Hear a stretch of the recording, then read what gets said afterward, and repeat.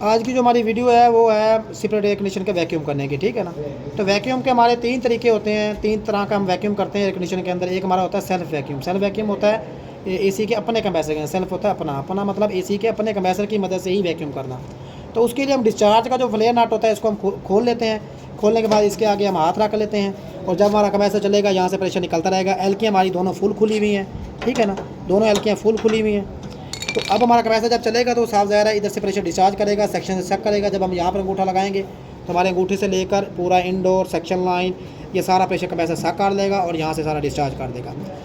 थोड़ी देर डिस्चार्ज होने के बाद एक वक्त ये आता है कि सारा प्रेशर यहाँ से मुकम्मल डिस्चार्ज हो चुका होता है। जब हमारा प्रेशर मुकम्मल डिस्चार्ज हो जाता है, यहाँ से प्रेशर निकलना बंद हो जाता है, तो फिर हमने ये यहाँ पर गेज लगा रखी है, ठीक है ना। ये गेज लगा रखी है, इसके साथ हमने सिलेंडर लगा रखा है। तो सिलेंडर हम गैस का जो गैस हमें सिस्टम में चार्ज करनी होती है वो सिलेंडर हम पहले अटैच कर लेते हैं। तो इसके साथ हमने सिलेंडर अटैच किया हुआ है और फ़ौरन जो है अगर आपकी गेज खुली हुई हो, यहाँ से गेज खुली हुई हो तो ज़्यादा बेहतर होता है। मतलब सिलेंडर बंद हो आपका लेकिन गेज खुली हुई हो, क्योंकि जब वैक्यूम होगा तो वैक्यूम के दौरान जो है कंप्रेसर जो है वो जब यहाँ से सकिंग करेगा तो इस गेज की लेंथों के अंदर से भी एयर सक कर लेगा।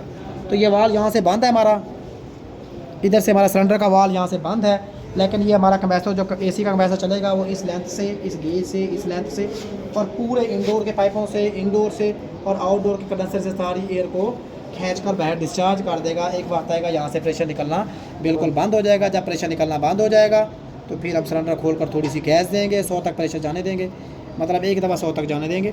थोड़ी सी सुई मतलब 0 पर सुई वैक्यूम पर आ जाती है, तो ऐसे सुई हमारी एक दफ़ा 50-100 तक जाएगी। उसके बाद फिर हम सारी एयर जो है वो निकल जाएगी, हमारी जो गैस जाएगी वो भी हमारी उसके साथ अगर हल्की फुल्की एयर ठहरी हुई है तो उसके साथ मिक्स होकर वो भी डिस्चार्ज हो जाएगी, ठीक है ना।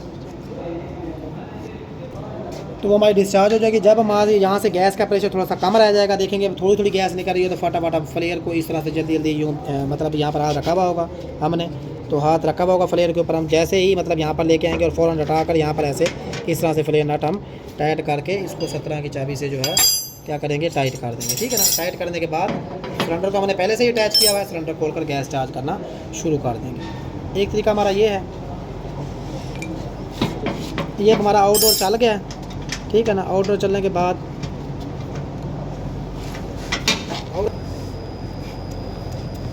आउटडोर जब हमारा चल रहेगा तो यहाँ से मैंने ये अंगूठा रखा हुआ है। अब मेरे अंगूठे को फील हो रहा है कि यहाँ से जो है ना सकिंग हो रही है, ठीक है ना। अब कंप्रेसर हमारा यहाँ सकिंग कर रहा है और यहाँ से प्रेशर जो है डिस्चार्ज कर रहा है, ठीक है ना। तो थोड़ी देर यहाँ से प्रेशर डाउन होगा। अब यहाँ से आप गेज से भी आपको पता लगेगा, वैसे तो हमारी गेज 0 पर होती है, तो देखें गेज हमारी वैक्यूम पर भी जा चुकी है, ठीक है ना। तो थोड़ी देर जो है हम यहाँ से गेज को भी देखते रहेंगे साथ साथ और यहाँ से हम ये चेक करते रहेंगे प्रेशर हमारा निकल रहा होगा, ठीक है ना। यहाँ पर ले आ जाएगा तो जब हमारा यहाँ से प्रेशर निकलना बंद हो जाएगा, हमारा प्रेशर निकलना बंद हो गया और मेरे अंगूठे से भी मुझे फील हो रहा है कि जो है ना काफ़ी सकिंग हो चुकी है, मतलब अंदर वैक्यूम पैदा हो चुका है और गेज भी हमारी शो कर रही है वैक्यूम हो चुका है। अब वैक्यूम होने के बाद अब हमें देखें भी आप गेज पर भी शो करेंगे। अब इस सिलेंडर को हम खोलेंगे, यहाँ से जैसे ही सिलेंडर को खोलेंगे तो एक दफ़ा सुई हमारी देखें ये 100 पर गई है, ठीक है ना। 100 पर जाने दें, जब 100 पर चले जाएगी और यहाँ से एक दफ़ा गैस निकलना शुरू हो जाएगी। ये गैस निकलना शुरू हो गई है और ये मेरे अंगूठे से भी फील हो रहा है कि यहाँ से भी गैस का प्रेशर आ रहा है। जब गैस यहाँ पर चली जाएगी, अब इधर से ये थोड़ी थोड़ी गैस निकल रही है, ठीक है ना। दोबारा फिर हमारी सुई जो है वैक्यूम पर आना शुरू हो गई है। जो एयर गैस हमने इसके अंदर दी थी तो वो गैस हमारी अभी निकल रही है, ठीक है ना। तो थोड़ी थोड़ी निकलते निकलते इस तरह से हम फ्लेयर लेकर आएंगे और इस तरह से बिठाकर यहाँ पर जल्दी जल्दी और यहाँ से टाइट कर देंगे और जो हमारी चाबी लगी हुई हमने साथ रखी हुई होगी टाइट कर फिर हम सिस्टम के अंदर गैस चार्ज करना शुरू कर देंगे इस तरह, ठीक है ना। तो ये जिस तरह से फिर हमारे मुकम्मल गैस चार्ज कर लेंगे सिस्टम के अंदर। तो ये हमारा होता है सेल्फ वैक्यूम करने का तरीका। तो इस तरह से जो है हम इसका सेल्फ वैक्यूम करते हैं। तो ये था हमारा सेल्फ वैक्यूम करने का मुकम्मल तरीका का। तो हमने मुकम्मल इसका सेल्फ वैक्यूम कर दिया। उसके बाद हम करेंगे अब जो है अगला प्रोसेस जो हमारा होगा, तो अगर हमारा एक नया एयर कंडीशन जो हम परचेज़ करते हैं तो उसके सर्विस वाल पहले से बंद होते हैं, आउटडोर में गैस स्टोर होती है। तो उसमें अगर हमें सेल्फ वैक्यूम करना हो तो वैक्यूम पंप की मदद से भी वैक्यूम किया। तो सेल्फ वैक्यूम तो उसमें होगा नहीं ना, क्योंकि आउटडोर का कंप्रेसर हम चला नहीं सकते जब तक दोनों सर्विस वाल नहीं खोलेंगे। तो उसमें गैस स्टोर है, तो फिर उसका हम प्रोसेस आपको बताते हैं। सेल्फ वैक्यूम के बाद जो हमारी अगली वीडियो है, मतलब अगला हमारा प्रोसेस जो है वो वैक्यूम का है। ये उस सिस्टम के वैक्यूम का है जो हमारा एक नया सिस्टम हम परचेज़ करके लाते हैं। तो सेल्फ वैक्यूम के बारे में जैसे मैंने आपको बताया कि सेल्फ वैक्यूम उस एसी में होगा जिसमें कोई गैस वगैरह नहीं होगी। मतलब आपका आउटडोर भी खाली है, इंडोर भी खाली है, उसमें आप सेल्फ वैक्यूम कर सकते हैं। लेकिन जिस एसी के आउटडोर में गैस स्टोर होगी, जैसा कि आपको नज़र आ रहा है कि यहाँ पर ये दोनों एलकियाँ हमारी बंद की गई हैं, इसमें हमारी गैस स्टोर की गई है अंदर, ठीक है ना।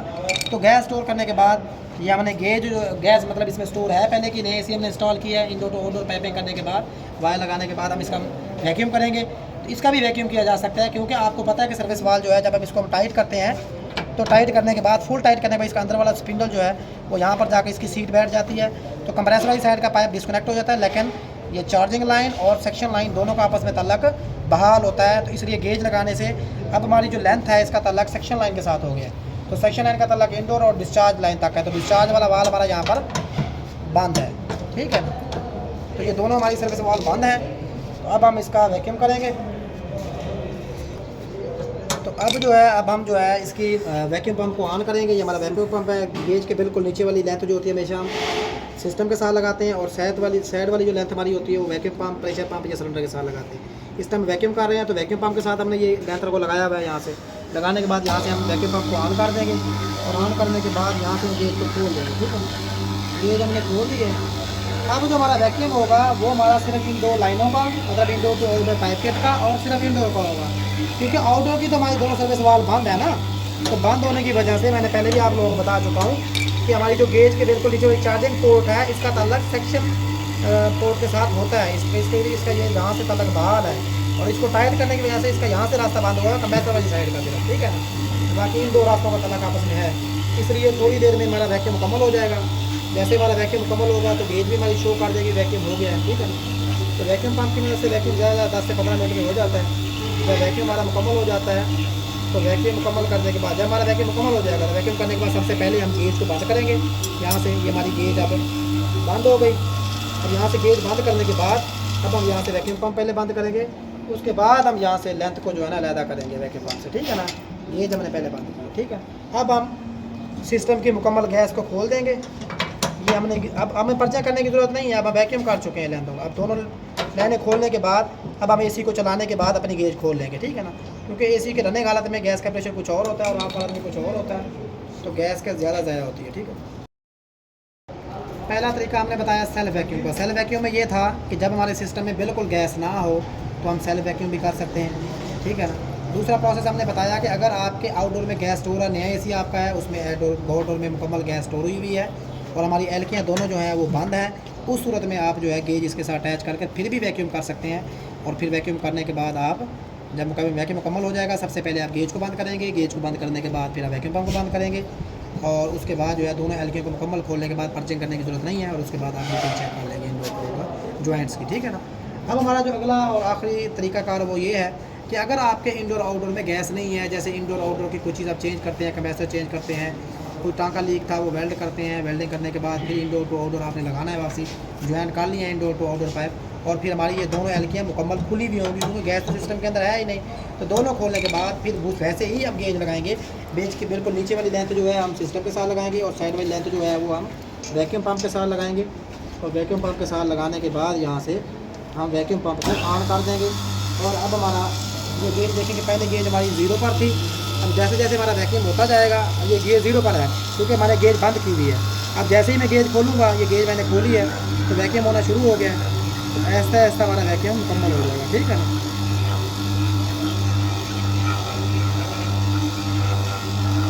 जैसे ही हमारा वैक्यूम मुकम्मल होगा, उसके बाद हम जो है अगला प्रोसेस जो है वो गैस चार्जिंग करेंगे, ठीक है।